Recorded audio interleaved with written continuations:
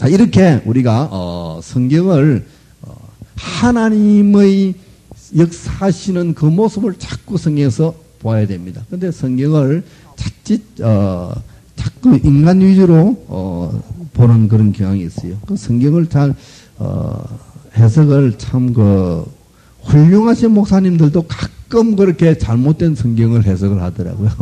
우리 그거 있죠. 사도행전에 보면은 오순절 마라 다락방에 오순절 성령 강림 사건 있잖아요. 그죠? 그때 막 120문도가 모여서 성령의 불을 받아서 막 방언을 하니까 다른 사람들이 그걸 보고 뭐라 그랬어요? 새술에 취했다 그러잖아요. 그죠? 새술. 그러니까 베드로가 일어나서 뭐라 그럽니까? 우리는 술 취한 것이 아니다 이렇게 해서요. 그렇다면 새술에 취했단 말이 맞아요? 틀려요? 성령 받아서 지금 막 방언하고 막 예언하고 하는데 다른 사람이 저 사람 새술에 취했네 하는 그 말이 맞는 말이냐 틀린 말이냐 말이에요. 틀린 말이죠. 베드로가 일어나서 이 사람들은 우리는 새술에 안 취했어 그 말했거든요. 그다음에 틀린 말이에요.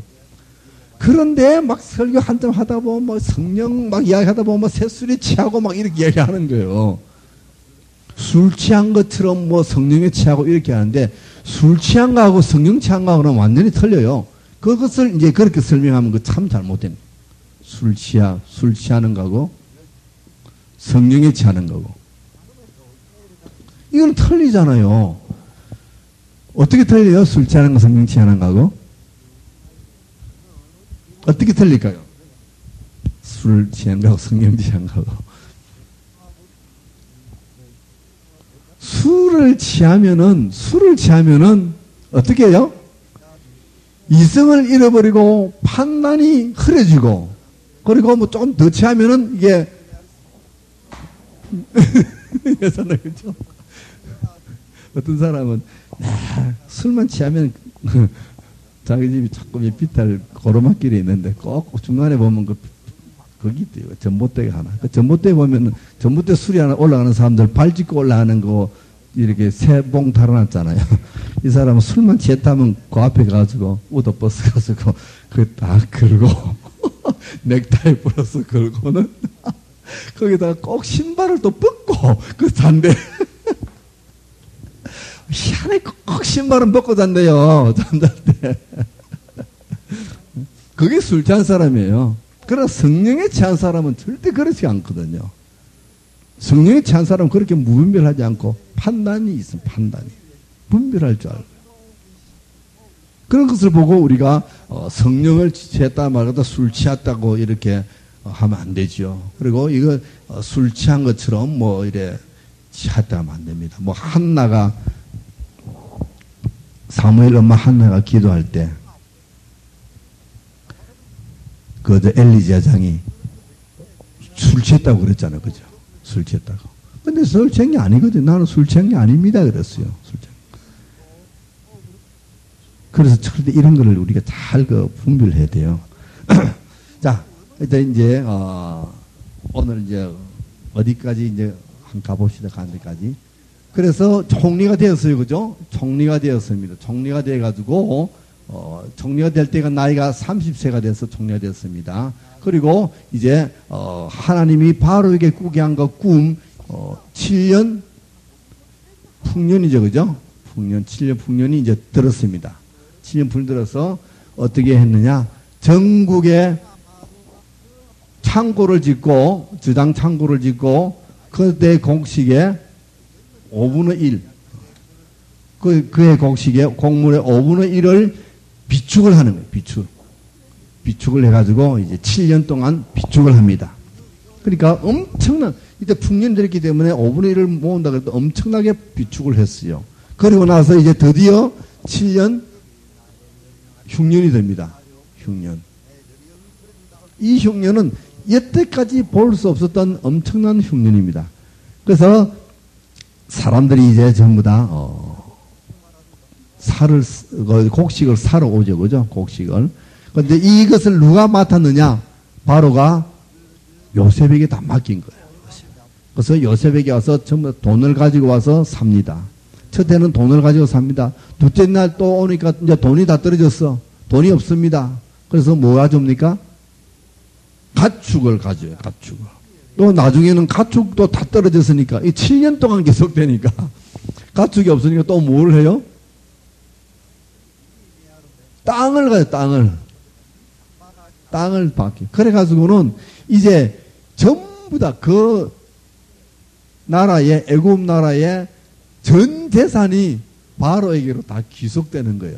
그 땅까지 다 갖다 주니까 이제 이 사람들은 농사 지을 거리가 없으니까 어떻게 합니까? 나중에는 거기에서 소작인이 돼가지고 이제 1년에 뭐 소작물에 이제 5분의 1을 드리는, 바치는 이런 이제 그 형편이 돼버렸어요. 그러니까 졸지에 바로가 엄청난 부를 취하는 거예요. 나라가.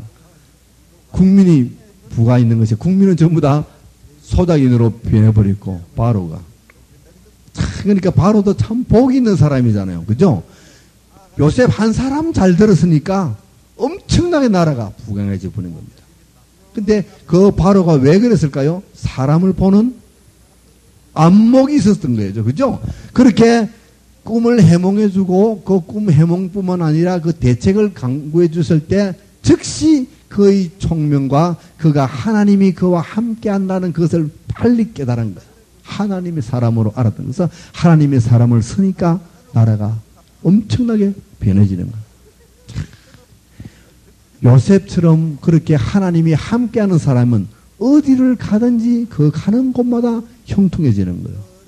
이것이 뭡니까? 바로 아브라함에게 약속하셨던 너는 복의 근원이 되리라 한 그 약속이 이루어지고 있는 거예요. 하나님 약속이 이루어지는 거예요. 그 후손들이 누굽니까? 저와 여러분들이잖아요. 우리도 다 영적인 아브라함의 자손들입니다. 그렇다면 그 축복은 우리에게도 임했어요. 그럼 우리도 가는 곳마다, 우리가 가는 곳마다 그렇게 형통한 일이 자꾸만 벌어져야 되는 거예요. 근데 제 속으로 가는 것보다 자꾸 망하지만 안 되잖아요. 그러니까 우리가 하나님을 경외하면서 요셉처럼 늘 경외하면서 내가 어떻게 하나님께 득죄하리까? 하나님께 죄짓지 않고 하나님 말씀대로 지키고 살면은 이렇게 요셉처럼 형통하게 된다 하는 것을 보여주는 것이 바로 이 창세기 후반부 요셉의 이야기란 말이에요. 그러니까 그것을 우리가 잘 알아야 돼요. 자, 그래서 이제 흉년 때 이렇게 합니다. 그런데 한 2년쯤 지나가지고, 이제 이 애굽에만 흉년이 들은 것이 아니라 전 땅에 흉년이 들었기 때문에 여기 이제 우리가 지도를 그려보면은 애굽이 여기 있으면은 여기만 흉년이 들은 것이 아니라 이 가나안 땅에도 흉년이 들었더라. 근데 가나안 땅에 이제 요셉의 부모와, 그죠? 형들이 살고 있잖아요. 가족들이. 여기에 이제 그 야곱이 야 아들들 불러서 이제는 우리가 먹고 살아야 되는데 양식이 없으니까 내가 소문에 들으니까 애굽에는 아직까지 양식이 많다 그러더라. 그래서 아들들 보고 양식 사러 보냅니다. 그래서 요셉의 형들 10명은 살아가고 맨 막내 베냐민은 야곱이 안 보내요. 저놈들이 또 어떻게 해코지 할까 싶어가지고 가장 이제 요셉 죽고 나니까 이제 베냐민만 끼고 이렇게 야곱이 이제 살아요. 그래서 그 형들이 양식을 사러 오는데 딱 높은 자리에서 앉아서 그 관리하는 사람이 바로 요셉이잖아요. 그 요셉이 쭉 보니까 웬 사람이 이래 양식을 사러 왔는데 보니까 자기 형들입니다. 형들. 그때 그 심정이 어떻게 했어요?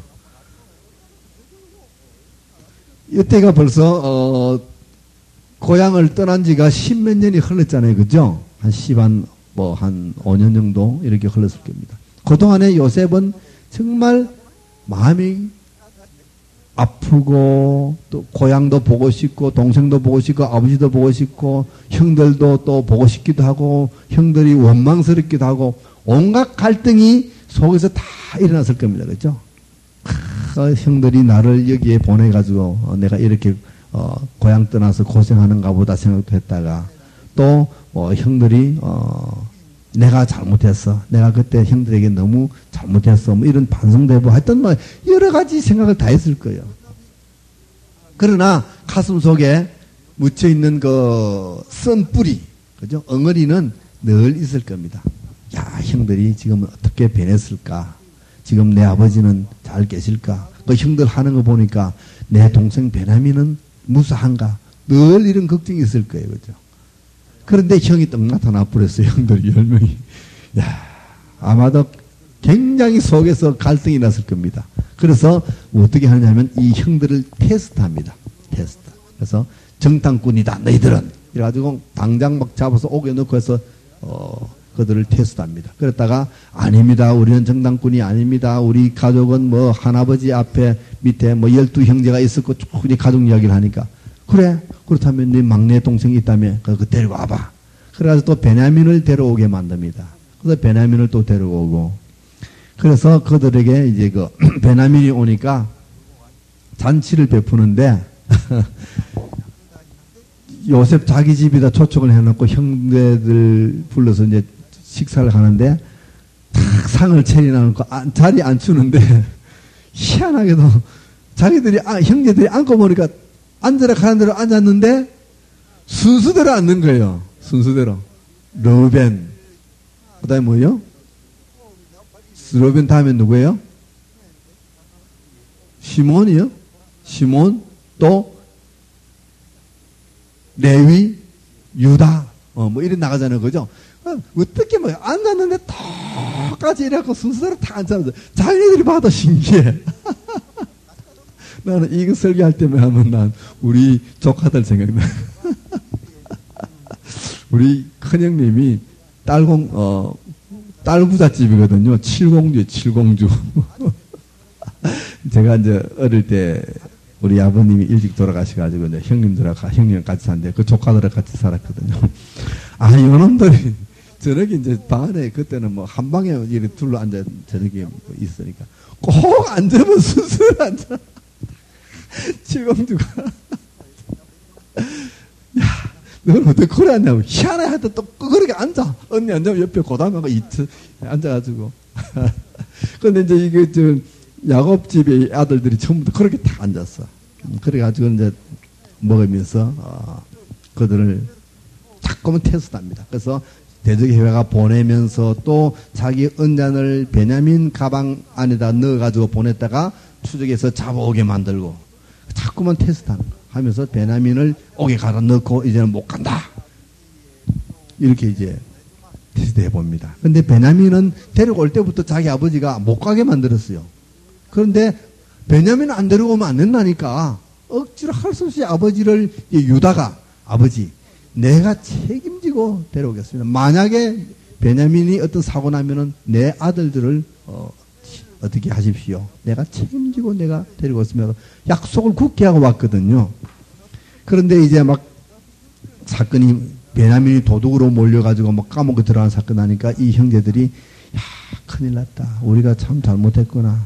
이제 지나간 일을 후회하는 거예요. 그때 그 동생 우리가 참 살리달라고 애원할 때 그때 막 살려줄 건데 그때 그 동생을 그렇게 팔았어 하면서 이제 저희들끼리 이제 요셉하고 그들하고는 말이 안 통합니다.